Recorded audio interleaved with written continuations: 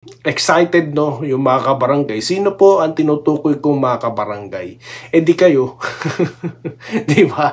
Eh ano sa mga comment? Yan, wag muna kayo umakasang mananalo Hinebra nyo, masakit umasa. Well, masakit umasa, masarap pong manood, no? Masarap manood ng basketball. Kaya wag nyo lang pe-personalin masyado. Masakit po yung manonood kayo sa akin, no? At makakarinig po kayo hindi maganda. Marami po kasing masasakit ang loob na nanonood sa akin. Bandang uli, na may merson, lalag mumura. Eh, sino talo doon? At the end of the day, pasasalamatan ko pa rin kayo dahil nanood kayo.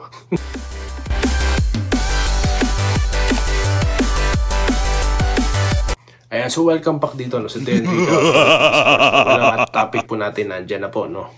Mga kabarangay Hinebra, excited at iniintay na si Troy Rosario. Well, wala pong fake news dito, ha. Wala pa siya sa Hinebra, okay? At wala pa po siyang kupunan. At hindi niya pa po nakakausap ang mga bosses po na SMC. Sunod na topic po natin, mga iba pa pong mga kaganapan, ano po, Jordan Heading, at ito naman pong si PBA nakipag-usap kay Chavit Singson para naman po dyan sa arenang gagawin sa Pasig. At mga pa-shoutout, no? Okay, mabilisan lamang po ito. Okay, so yun na nga po sa pagsisimula, no? So yun na nga, masalamat po sa mga nanood, no? At mga nanonood pa. At yun na nga, excited, no, yung mga kabarangay. Sino po ang tinutukoy kong mga kabarangay? Eh di kayo. Di ba? Eh ano sa mga comment? Yan ang patayan ko, ha. Yan, hindi kung saan saang chismis na naman, okay? Kasi yung iba dyan, kala mo kung sino magsasalita. Ito na mga basketball updates. Yun pala, mga haka-haka, no? Mga chikat intriga lang pala, no? Ang iba pa nga, fiction stories or fake news, no? Yan po matindi, no? Sa atin dito, ayan, no, mga nakalathala po ang ating ipapaliwanag mamaya. Hindi na ipapaliwanag, no? Kung di nyo pa po nabasa, di babanggitin ko na dito. So, yun na nga po, no? Maraming excited na, no? At sa napakaraming beses ko na pong tinatalakay si Troy Rosario, no? Paulit-ulit, kasi nga po, paulit-ulit din ang pagtatanong sa akin, no? Ng mga kabarangay natin dito. Then at the same time, para po mapasinungalingan, no, yung mga fake news or mga fiction stories mo, no, na inilalabas ng kung sino-sinong gusto nung magka-views, no. So dapat pantay po ang labanan, no. Pwede naman pong ganito gayahin yung style ko, no, na nag-a-update ng tama. At marami naman pong nanonood sa inyo, no. Kaso hindi, mas gusto nyo mas marami, no? Kasi nga kapag usapang fiction minsan, talagang marami po talagang interesado dyan, no? So kaya nga ako, sa panahon ng Hinebra, di tayo papayag dyan. Kaya po binabanggit at inuulit-ulit ko po yung update dito, okay? So ngayon, yan po, no? Ang katibayan na talagang excited yung ating mga fans, lalo na sa latest nating content, no? Kaka-upload lang natin kahapon na talagang sa mga pinopost ko po talaga dito, no, medyo mataas na nga po ang views, no, lalo na kapag about Troy Rosario. At yan po, ibig sabihin talaga niya, napaka-interesado po talaga at sa dami ng comment, no, na nagwe-welcome na, no, at talagang gusto nilang si Troy ay mapunta sa barangay. So yan po yung topic natin na ngayon natatalakay na, okay? So sumunod naman po yung mga updates, no. Si Jordan Heading ay nasa bansa, no. Siya po ay naispatan sa labanan ng Hinebra at ng TNT, no, first game, no. Yan po, saan siya pipirma? Shoutout muna, yan. Mabilis ang shoutout para po nababanggit ko na kayo, no. Kay Andres Ladicator, good morning po sa inyo, no? At ganito po kay Bambino de Leon, Hinebra po ako, matalo manalo Hinebra, never say die tayo, mahaba pa ang laban. Yan po. Okay, so yun na nga, si Jordan Heading po, where he's heading. Bale may mga talks daw po, no? Kasi nga, kung matatandaan, siya po ang first round pick ng Terrafima. Terrafima na naman. At sila po ang may right sa kanya, no? So, syempre, kung sino man po yung team na interesado sa kanya, kasi po siya mukhang bukas na po siya sa pagbabalik, no? Siyempre, nakita mo ba naman ang atmosphere na yan? Hindi ka ba ma-excite makabalik, di ba? And I'm sure, may mga team po na nag-i-inquire na sa kanya, no? Since nandito po siya, di ba? So, bukas siya sa pagbabalik, ano po. Pero, tignan po natin, ano? Sa ngayon, wala pa po nababalita ang kahit sinong koponan. Okay? Wala pa po. So, mga ano pa lang po yan, no? Mga namumuong mga negosasyon. So, abangan po natin yan, no? Where is he heading, no? Okay, baka po kasi may maglabasa na naman mga fake news dyan, mga fictional stories, no, na kukunin na daw ng Hinebra, baka Hinebra na naman ang gamitin nila, no. Yan, inuunahan ko na kayo, okay? Mga subscriber dito, hindi, tawag dito, hindi yung nahuhuli, ayan, at hindi napipake news, okay?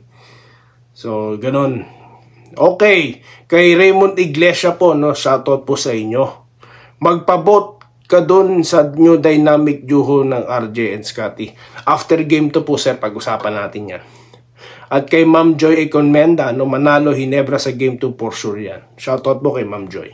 Okay, so yun na nga, ang sunod na topic po natin, Chavit Singson at Commissioner, no, Willie Marshall, yun na nga po, napag-uusapan na rin, no, yung possible nga na pagpapagawa nga ng venue ng PBA. Kasi nga po, kung saan nga naman talaga naglalaro ang PBA, biruin nyo pati sa mga maliliit na venues, no? Kasi nga, busy dahil ang dami na pong mga sports din ngayon, Boom na rin po ang volleyball, no? Which is good for our country, no? Nagbo-booming na yung mga sports at marami na pong fans ang gustong manood ng mga ganun, mga collegiate games, no? Then at the same time, yung iba pong mga, dami na pong liga, no? So, noon pa po na-introduce yan, no? Plano pa yata noon yan ng dating Commissioner Noli Ayala, no, way back 2010. Bali ngayon, talagang sila, gusto na nilang magkaroon na sariling bahay. Bakit nga naman, no? Hindi. Dapat po talaga. At ang venue nga pong tinitignan dyan, dyan sa Pasig, no? Sa banda sa Pasig yan.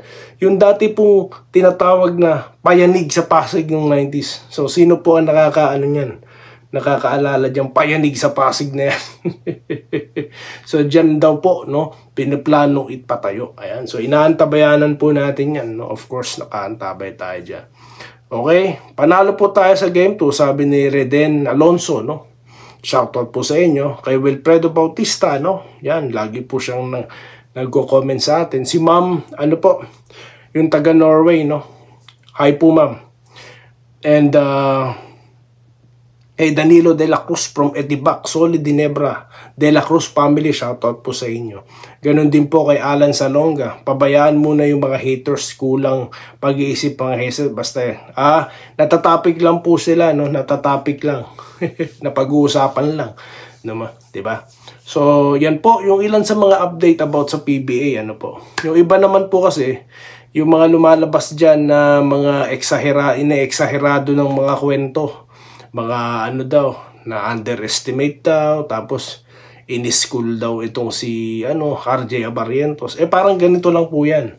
Naalala nyo po ba yung unang naglaban? Si Baldavid ba yun? Si Baldavid tsaka si Jimwell Torion. Naalala nyo po ba yun? Siyempre may mga ganyan po dahil basketball yan, no? Ngayon, in-school si kasi nga po advantage. Nakita po ni Jason na may advantage at definitely gagamitin yung advantage na yun, no? At syempre may tiwala si Coach Tim, pinabayaan niya. Sige, tignan natin, see what you got, kid. Mga ganun, relax nga po kasi si Coach Tim Cone, di ba? Kung mapapansin nyo, yan po yung pag-uusapan natin sa susunod na content, no? Sa pag-uusapan natin Game 2, ang pag-respect ng barangay dito sa mga katropa. O di po ba? So, yun na nga po, no? At yun na nga po, habang tayo nagsasalita na, nag-update, nagsha-shoutout na po tayo. At tuloy-tuloy na po natin ito, no? Mga pa-shoutout. Alam po marami nag-aabang dyan. Katulad po ni Ginoong Alan Salonga, no? Ganon din po si Dimpy Sagayno, no? Hindi naman nagagalit TNP fans kung hindi kayo mahilig magsalita ng tapos. Hindi pa nilaro, sasabihin nyo panalo na Hinebra. Ganon po talaga. Ganun talaga, may mga prediction. Kaya may word na prediction. Kaya huwag kayo magagalit. Diba? Kung di naman sa pagmamaliit, ilang beses ko na pinapaliwanag dito No? Ganyan talaga, may mga prediction, may mga manok kami. Ganun talaga. No? Ngayon, ba't kayo nagagalit? Eh sabihin nyo Ginebra 4-0, magagalit ba kami? Tatawanan lang namin kayo. Ganun lang dito. Ewan ko ba't kasi kayo galit, no? Tulad niyan, may mga pupunta rito sa vlog ko magmumura. Ba't magmumura? Laro lang naman yan. Ano? Mamemersonal. Sinong galit? Di ba? Kayo kami dito, ano lang dito, kulang, chill lang kami, no? May karapatan kami magprediksyon, di ba? Ganun yan, Mr. Dimsy, no? Magpa-prediction ka, gawa ka ng vlog, gawa ka ng Pwede po yan, sir, ha? Balay nyo, hilig nyo rin, di ba? Kay Alan Salonga, bukas Ginebra na, no? Sa Tuesday po kasi dyan, no? Ganun din po, ang daming message, no? Huwag tayo magsalita ng tapos, sabi ni Dimpy, ano? Hindi po sa pagsasalita ng tapos, no? Ewan ko ba, bakit kasi po, ngayon lang po ba kayo nakanood ng basketball? At ngayon lang po ba kayo naging fans? Kahit saan po may prediction, no? Kaya nga po may mga pumupusta. Hindi po ba? May ganun po talaga yun, sir, no? Okay, TNT mananalo. Tulad nito ni, Roy Doblas, no? Di TNT, di wow. Di ba? So may nag-reply sa kanya. Si Mr. Willie, ganon din po si John Rilao, no? Daming taga Jin Kangkong. Mag-iiya na naman nito. Ano daw? Iiyakan.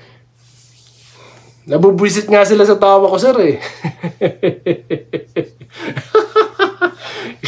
Iyakan. Wala po kaming pakialam kung matalo kami. Dahil matalo nga, Jin King kami. Yan, tulad na sinabi ni JJ Hildebrand. I-play nga natin. Diba? Ayan, kay RC De La Cruz, Never Say Die fans. Shout out dyan. Shout out kay RC De La Cruz. No? At ganoon din po kay Tedam Lon, no? Solid Ginebra here. Shoutout naman po kay Tedam Lon, no? Shoutout sa iyo, sir. Danilo, wag muna kayo umakasang mananalo Ginebra nyo. Masakit umasa. Well, masakit umasa, masarap pong manood, no? Masarap manood ng basketball. Kaya wag nyo lang pe-personalin masyado. Masakit po yung manonood kayo sa akin, no? At makakarinig po kayo hindi maganda. Marami po kasing masasakit ang loob na nanonood sa akin. Bandang uli, namemersonal, nagmumura. Sino talo doon? At the end of the day, pasasalamatan ko pa rin kayo dahil nanood kayo. At nag-comment pa kayo. Di ba? So, yun lamang po guys, no, ating pag-usapan. At maraming salamat sa mga nag-comments, no. Maraming salamat sa mga nanood at mga sumusuporta. At muli, tayo po'y magbabalik sa mga susunod na video content dito lamang sa DN Ricardo TV Sports. Muli, maraming salamat sa inyong panonood. Salamat po sa panonood. Subscribe na para sa mga susunod na basketball at boxing videos.